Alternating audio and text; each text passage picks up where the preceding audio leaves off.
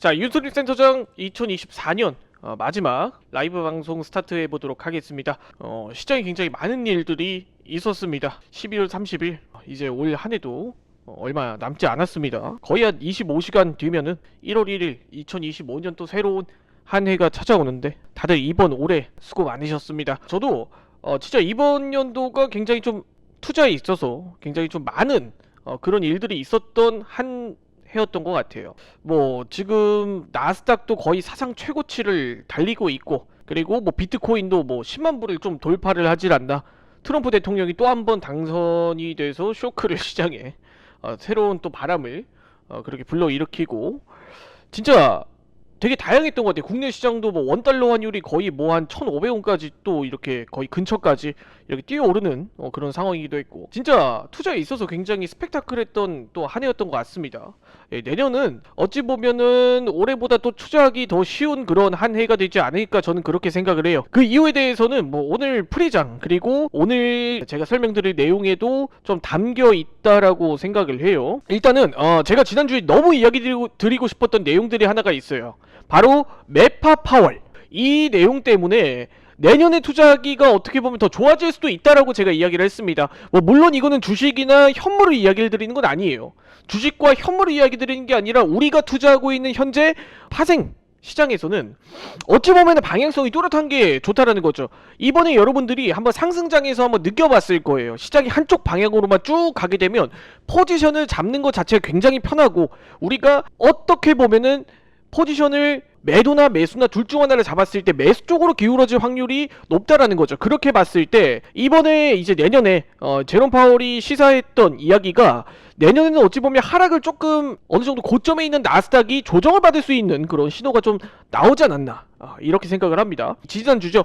제롬 파월 의장이 어떤 이야기를 했냐면, 내년 금리 인하 횟수를 대략적으로 4번 정도를 생각하고 있었어요. 2025년 금리 인하를 한 4번 정도 모두가 예상을 하고 있었는데, 제가 그때 방송을 하고 나서 이 제롬 파월 의장이 이번 FOMC 때 하는 이야기에 따라서 시장의 방향성이 바뀔 수 있다라고 설명을 드렸었죠. 하나의 트리거가 될 수도 있다라고 설명을 드렸었는데, 이번 제롬 파월 의장이 금리 인하를 2번 정도, 내년에는 금리 인하를 한 2회 정도 시사하면서 거의 뭐 고금리를 여전히 유지하겠다라는 그런 스탠스를 보여줬죠. 그렇다라는 건 지금 기준금리가 제가 이제 알기로는 한 3.0 정도 내년에 간다라고 생각을 하고 있었는데, 한 3.5 정도로 간다라는 건 우리가 예상했던 것보다 훨씬 더 낮은 그런 수치로 지금 시장에서는 바라보고 있다라는 거죠. 정확하게 연준에서는. 그래서 이게 지금 내년에도 고금리 환경이 유지가 되겠구나, 뭐 지금 뭐 정확하게 이제 시장이 뭐 좋고, 그리고 뭐 앞으로 뭐 트럼프 대통령이 당선되고 뭐하고 하면서 좀 금리도 낮추고 이런 식으로 좀 갈 줄 알았는데, 제롬 파월이 이제 완전히 선을 그어버렸죠. 내년에 금리 인하 거의 0.25%씩 한 2번 정도. 야, 이러면은 솔직히 이야기해서 안 하는 거나 다름이 없죠. 뭐 물론 안 하는 것보다야 낫지만 거의 뭐 크게 올해와는 차이가 없다라고 좀 느낄 수가 있어요. 0.25%씩 2번이라 내년에도 그럼 여전히 고금리 환경이 유지될 수밖에 없는 그런 좀 상황을 제롬 파월 의장이 아예 못을 박아버린 거죠. 그렇게 해서 다우존스가 50년 만에 최장, 최근 나스닥이 좀 상승하면서 우리가 좀 취해 있었는데, 다우존스가 50년 만에 최장으로 열흘째 뚝 떨어졌다라고 합니다. 어떻게 보면 우리가 매도세 하락했다라는 게 어떤 의미예요? 돈을 빼고 있다라는 의미로 우리가 해석을 해볼 수가 있잖아요. 돈을 빼고 있다. 하락이라는 것 곧 매도라는 건 어떤 의미입니까? 돈을 뺐다, 팔았다, 주식을 팔았다, 이렇게 우리가 해석을 하잖아요. 그러면은 지금 다우존스 그리고 뭐 나스닥도 고점에서 어느 정도 물량을 누가 던졌다라고 우리가 좀 해석을 해봐야 되는 시점이기도 합니다. 지금 현재가. 그래서 다우존스가 50년 만에 최장 열흘째 뚝, 그리고 이 제롬 파월 의장이 이 이야기를 언급하면서 달러 인덱스, 정확하게는 달러 인덱스가 상승을 했죠. 달러 강세 지수, 달러 지수라고 하는 우리가 달러 인덱스가 급등을 했어요. 그렇다라는 건 달러의 강세가 나타났다라는 거죠. 그리고 여기선 이거는 이제 원달러 환율은 좀 다른 개념인데, 어쨌든 달러 인덱스가 올라가면서 이 안전자산 선호 심리를 부각시키기 시작을 했습니다. 그리고 여기서 좀 이야기를 해야 되는 건 이제 원달러 환율이에요. 예, 원달러 환율. 이게 원달러 환율이 뭐 제가 항상 뭐 방송 때마다 이야기를 드리는 그런 내용들 중 하나지만, 지금 원화 약세는 뭐 대한민국의 현재 뭐 상황이 그렇게 좋지는 않다 보니까 원화 약세라는 요인이 달러 강세와 맞물리면서 원화는 하락을 하고 달러는 강세로 가고 지금 완전히 최악의 상황이에요. 지금 달러는 계속 오르고 원화는 계속 상대적으로 평가가 절하가 되고 그러다 보니까 지금 거의 서브프라임 모기지 사태 때 우리 2008년 금융위기 기억하실 거예요.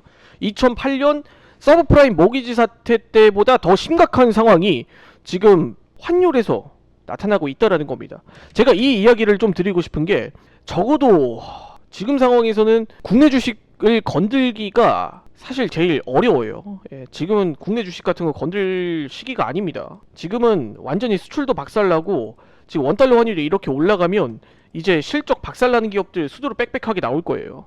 두 번째로 이미 실적이 박살이 난 그리고 앞으로 박살이 날 그리고 산업의 전망까지도 안 좋은 예를 들어 반도체 뭐 삼성전자 같은 기업들은 최악의 그림으로 아예 기울어질 확률도 있다라는 점 참고해 주시기 바라겠습니다. 싸다고 무조건 잡으면 안 돼요. 지금 상황에서 여러분들이 그런 이야기들을 들으신 분들도 있을 수 있을 겁니다. 지금 삼성전자 뭐 매수 기회다, 엄청 싸다, 뭐 그렇게 생각을 해주실 수 있을 텐데 정확하게 이게 이야기해서 떨어지는 칼날일 수도 있어요. 예, 뭐 공포회사라고 뭐 이야기를 해도 지금 상황은 안 좋은 게 팩트입니다. 예, 안 좋은 게 팩트예요. 예, 지금 원달러 환율부터 시작해서 아예 지금 쭉쭉쭉 최악의 그림으로 좀 흘러가고 있다 보니까 지금 제 상황으로 제가 생각을 해봤을 땐 지금 완전 최악의 분위기예요. 대규모 기술주 차익 실현이지.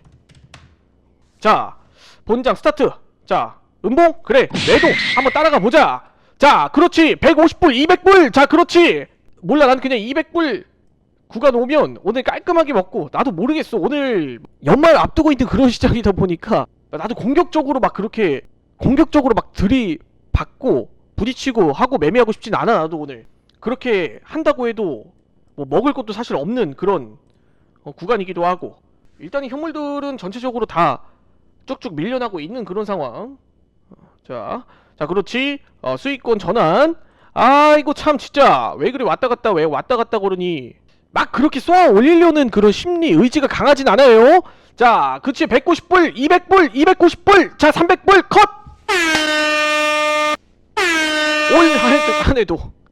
올 한해도 깔끔하게 336 336.60불로 마무리. 2024년 마지막 진짜 깔끔하게 그래도 마무리했습니다. 진짜 너무 다행이다. 여기서는 단봉으로도 이게 시장이 옆으로 질질질 흘러내릴 수도 있기 때문에 공격적으로 찌르기보다는 빠르게 차익 실현 그리고 빠르게 수익 실현으로 오늘 라이브 방송은 마무리했습니다.